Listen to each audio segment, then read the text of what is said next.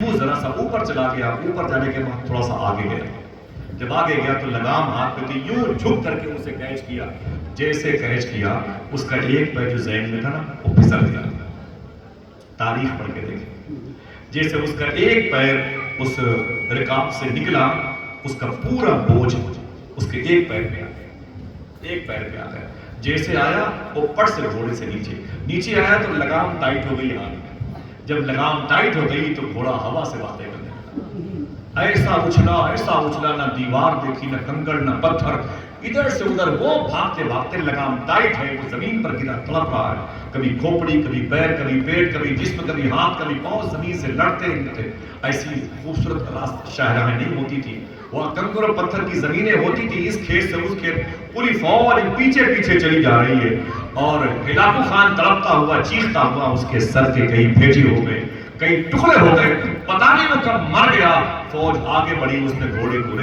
روکا، تب تک ہلاکو خان کے جسم کے چیتڑے اڑ گئے تھے، اس کی لاش پڑی ہوئی تھی، اس کی روح نکل گئی تھی۔ جب لوگوں نے پلٹ کے دیکھا تو وہ فقیر مسلمان سجدے میں جا کے کہہ رہا تھا، اے اللہ میں جانتا ہوں اگر تو چاہے تو بچا جا سکتا ہے۔ ڈاکٹر اقبال کہتا ہے، ان سے کہہ دو نور خدا ہے کفر کی حرکت پہ خندہ زن، ان سے کہہ دو پھونکوں سے یہ چراغ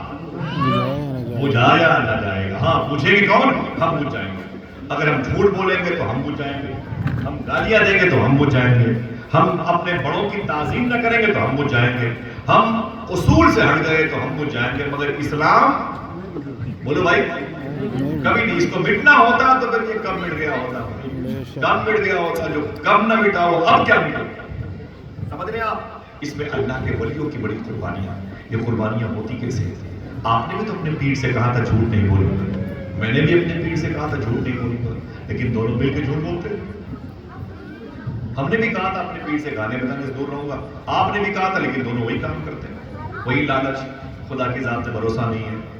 اللہ معلوم ہے۔